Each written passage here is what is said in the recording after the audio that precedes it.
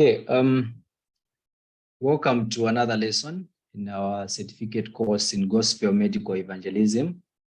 So we'll be looking at topic number 5, which is the endocrine system. Okay, so we've looked at the lymphatic system, and we can now proceed to the endocrine system. So the question that should first be addressed is, what is the endocrine system? Okay, and what must we know about it?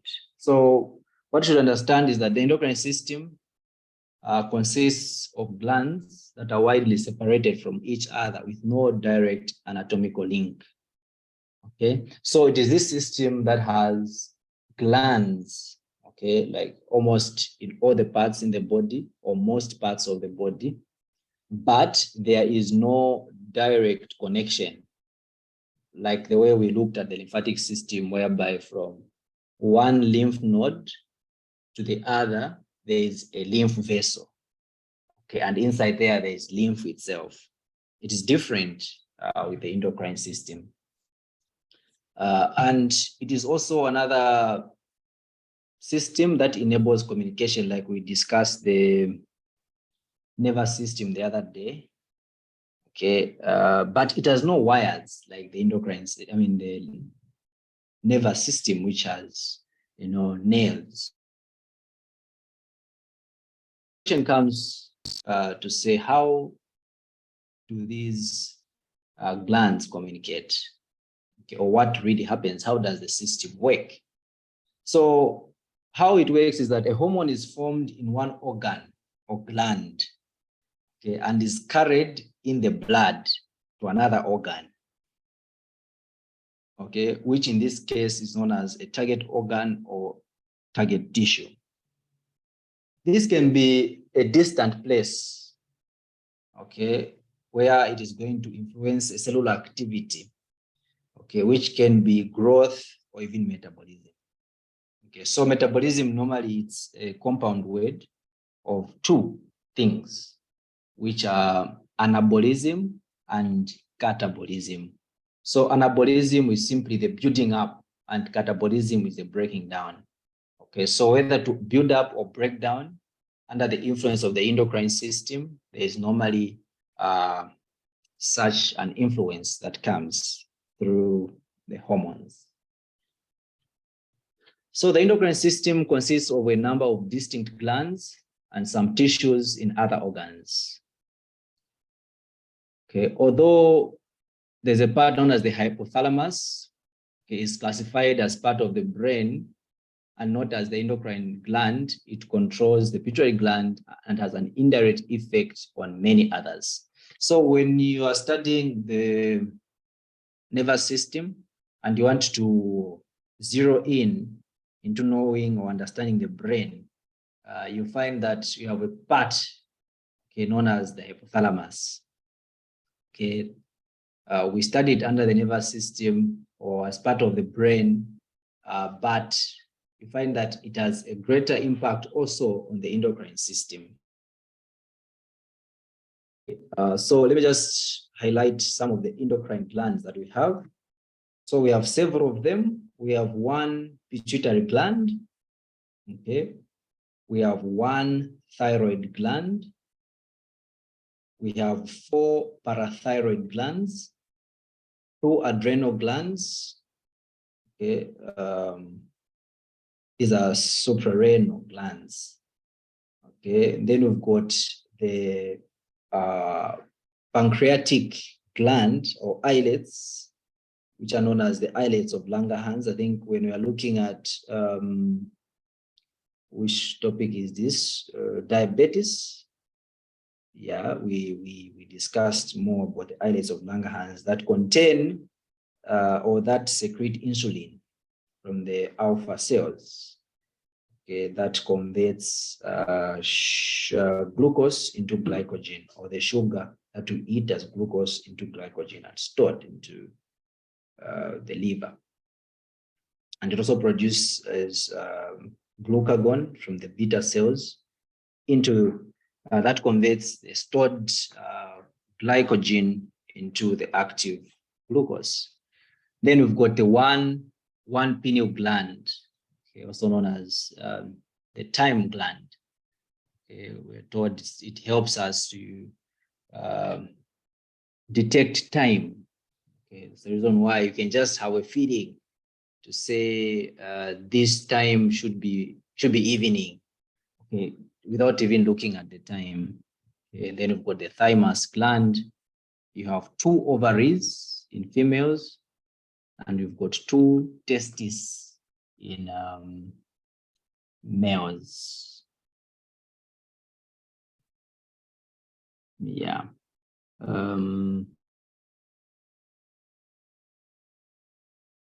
These 2 latter glands or endocrine glands, the ovaries and the testes, are directly connected in the reproductive system.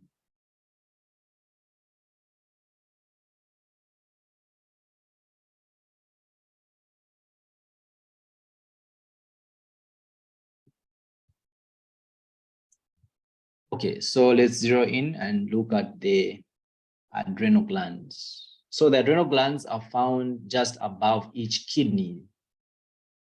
Okay, and in effect, part and parcel of the kidney function.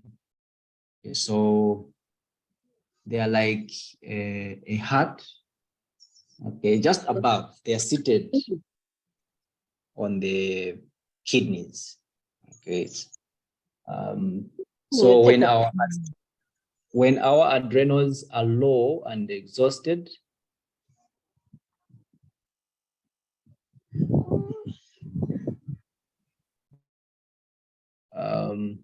when our adrenals are low and exhausted, our whole being becomes depressed in a variety of ways. Okay, so severe mental dysfunction can be attributed to their depletion, and many diseases and conditions, from allergic to chronic illnesses, can have their roots to adrenal dysfunction. Their depletion can be either inherited or produced by other factors. So the impact that the adrenal glands have on the body are highly marked. Okay, most of the people who feel low, normally even depressed or very tired, and other diseases are attributed to poor performance of the adrenal glands. Okay, I'm sure we should be able to understand and know which herbs or treatments stimulate the adrenal glands or the endocrine system in general. So one group of hormones produced by the adrenals helps to build, fuel, and regulate growth and repair within the body. These hormones also work to control and instigate inflammation, which is vital when infection or tissue damage is apparent. They are known as natural steroids. Okay, so steroids work so much in trying to prevent or control inflammation. Okay, we have what are known as corticosteroids. Okay, that are produced by the adrenal glands. Another group of hormones produced by the adrenal glands acts to maintain the appropriate ratio of potassium and sodium, helping to inhibit loss of sodium and water through the kidneys. So there is a process that is known as RAS, RAAS, renin, angiotensin or aldosterone system. Okay, that helps very much in the control also of hypertension. This function is important because waterlogged tissue strains the heart. Finally, the adrenal cortex produces sex hormones, and it is the balance of these that creates gender differences. Okay, so without proper hormones produced by the adrenal cortex, okay, which produces these sex hormones. Okay, it will be very difficult to have a distinction of sex, okay, in human beings. So the adrenal medulla is associated with the flight or fight response, okay, and is really part of the nervous system, okay. So varying amounts of adrenaline are released into the bloodstream, circulating and preparing the body to react to particular situations. So flight is mostly in a way of escaping, running away, moving, okay? And the fight is more of the defensive, okay? So that's the reason why when somebody is threatened, they would instantly think of defending themselves, okay, making a stance of some kind or running away. And under the influence of adrenaline, one can even jump a very high, okay, or a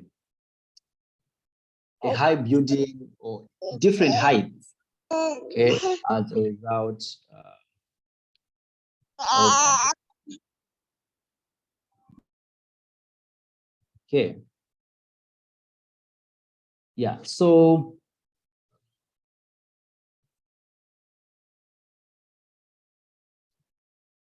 should this adrenaline reaction become a constant stress norm, however, the body will become exhausted and digestive problems, among others, will manifest themselves. Digestion is temporarily shelved during this response. So sometimes when you have a lot of adrenaline, okay, you might have a lot of blood leaving the stomach, okay, to be filled maybe in the hands or the legs and so on, just to give much power, okay, that can cause some wrong digestion temporarily. So adrenaline reaction is a useful response in cases of genuine danger, rapid breathing patterns, and varying responses to allergens. Okay. Normally, even when people are maybe they are going down because of maybe an allergy. Let's say somebody was attacked by bees, okay, and they're now becoming low. They normally use adrenaline to boost them, okay, to bring back the heart. In some instances, they inject adrenaline directly into the heart. Okay, unfortunately, the body can often become trigger happy, and apart from being subjected to the physical toll, may produce confused emotions. For instance, anxiety, paranoia may occur, exhaustion, depression, and the potential for acute or chronic diseases of the digestive system. The pancreas, the liver, the thyroid, and colon could ensue. So blood sugar levels are also badly affected, and the entire endocrine support will be vital to help remedy the problem. So you might not just need to treat the adrenal glands, but you may as well need to look at the entire endocrine system. Okay, so you've got plants, okay, that are hormone precursors, okay, and they are highly invaluable to feed the system, especially underactive or overactive adrenals.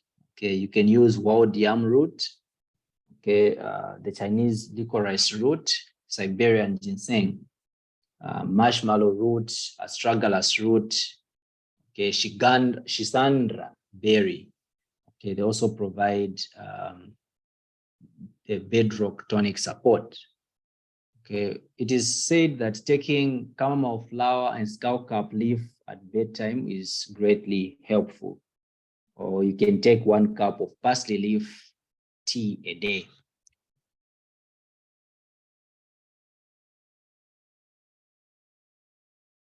Okay, so let's look at the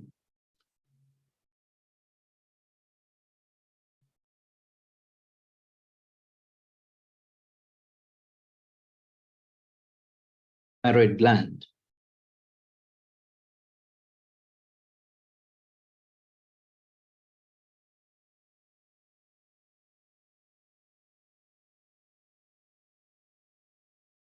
So the thyroid is part of the endocrine system and is found in the front of the neck. Okay, just here, in front of the neck, on both sides of the Adam's apple. There's this part that people believe it is the Adam's apple. Okay, it protrudes in most men. Okay, so just in the sides, that's where you find the thyroid gland on either side. It's like a butterfly. Okay, its main job is to produce the hormones thyroxine T4, which is 75%, and you've got the L-thyronine T3, 25%. Okay, but it also stores iodine and should be correctly balanced amounts. I mean, this should be in the correct amounts. You don't need a lot of thyroxine T4, and you don't need a lot of T3. Okay, so both T3 and T4 must be balanced, including iodine, okay, so that we do not have problems. Okay, so we have some problems that result from the thyroxine output. And the common reason for thyroxine output problems is if the adrenal glands or the pituitary gland and hypothalamus are unbalanced and unable to stimulate the thyroid correctly. Okay. So if the thyroid is not stimulated correctly, we might have some problems. Okay. So it is believed, or the thyroid gland is known as the body's internal thermostat. Okay, and the hormones it provides are in charge of this job. If it fails, the body can initially overburn calories, okay, and then underburn calories. So like the job of metabolism, okay, normally works under the influence of the thyroid gland. Okay, so even getting some warmth that you get as the body is undergoing metabolism, there's heat that is produced or energy that is produced, which keeps the body warm. So in instances where people are cold, this might also be a problem, a malfunctioning thyroid. The two major dysfunctions of the thyroid are hypothyroidism, which is underproduction, or hyper, which is overproduction. Okay, energy is low for both conditions, and frequent illness can occur from the resulting impaired immune function. Okay, an overburdened, overheated liver is known to affect thyroid function. So liver foods and herbs will often help. And also, if you talk about liver conditions that frequently occur during pregnancy, okay, which are long-term or short-term deficiencies that are left. If untreated, this can be chronic. Okay, so it is very important to support the liver and the adrenals in order to assist the thyroid, okay, as well as the entire endocrine system. So even as you are treating people that have thyroid problems, let us ensure that the liver is supported as well, because they work together. Okay, so the pancreas, I have discussed this and we've discussed it. It secretes mostly enzymes in order to break down protein, carbohydrates, and fat, okay, that are present in the duodenum. Okay, it also neutralizes the acids issuing from the stomach. Okay, so it is key to the overall balanced functioning of digestion in the body, and therefore an extremely important organ for all digestion-based diseases and disorders. So if we identify that a certain problem is from digestion, okay, we must, without hesitating, okay, see the pancreas function. Okay, so for the pancreas to work well, it depends on the stomach, the spleen, and the liver, and the gallbladder, as well as the entire endocrine system. So if you're dealing with digestive problems, don't hesitate to handle the spleen, okay, the liver, and the gallbladder. So like the way we are discussing that if you're dealing with the pancreas or issues to do with the digestion, you would also need to look at, if you're dealing with the thyroid, okay, you need to deal with the liver. Okay, so you just add the gallbladder and the spleen to that, okay, as you deal with the stomach and the spleen. The pancreas produces two hormones that control and balance glucose and fatty acid levels. Okay, one of its jobs is to release insulin, which reduces glucose production in the liver.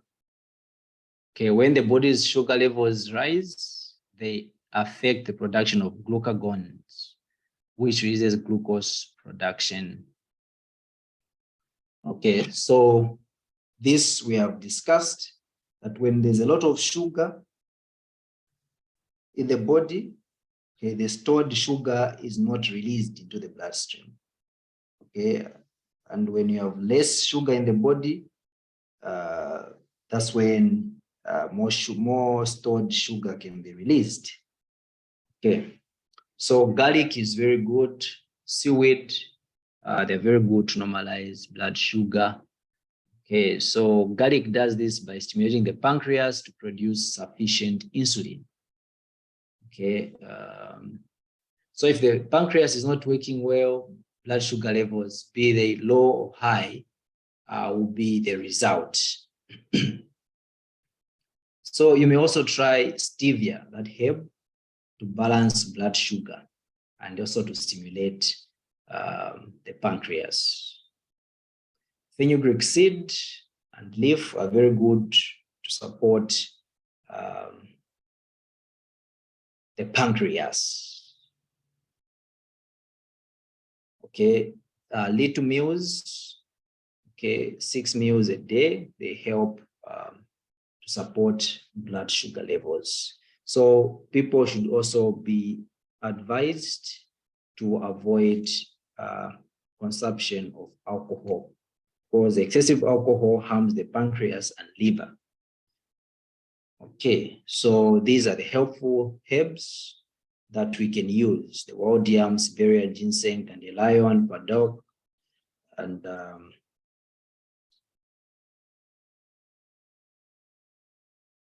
yeah, so these are very important herbs that we can use. So if you've noticed, most of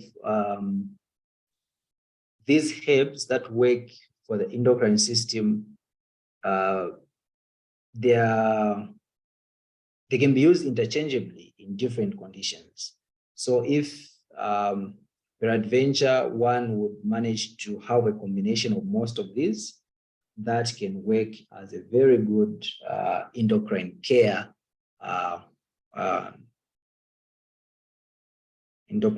tea, okay, or product.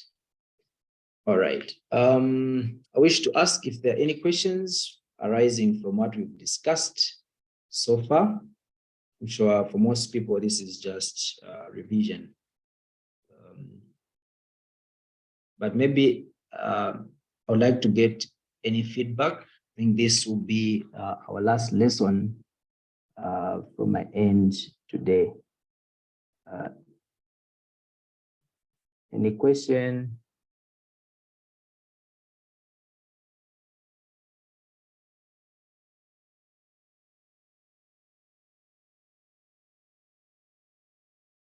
Okay, was the lesson clear?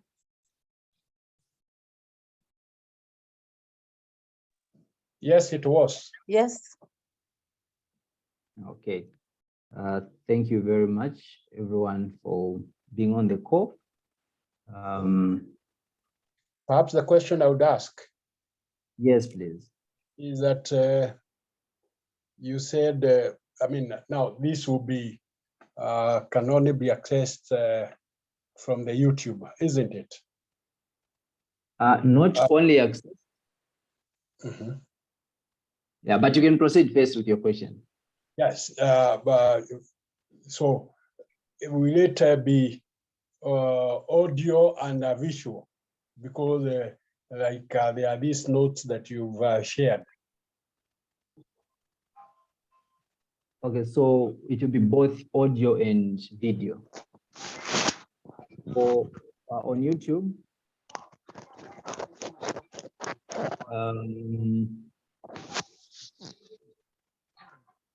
on YouTube it will be video. I think if it will be possible, also summarize the notes in the description section.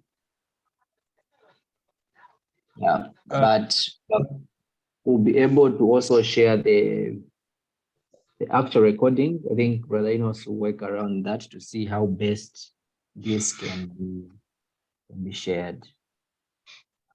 If I would request that you share with me now these notes as they are, you know, probably would that be possible? Yes, we will definitely share the PowerPoints as well. Okay. Yeah. Thank you. You're welcome.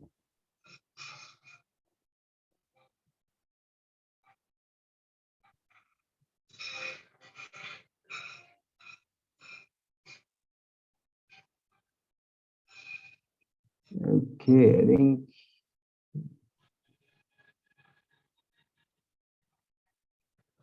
I think the last part was not recorded. I think when I'd dropped, that stopped recording. Okay, I think I'll be able to do it aside from this. This part wasn't recorded. All right, brethren, I wish to hand back to Brother Enos and Brother Keegan to wind up on the presentation. Thank you so much for your time.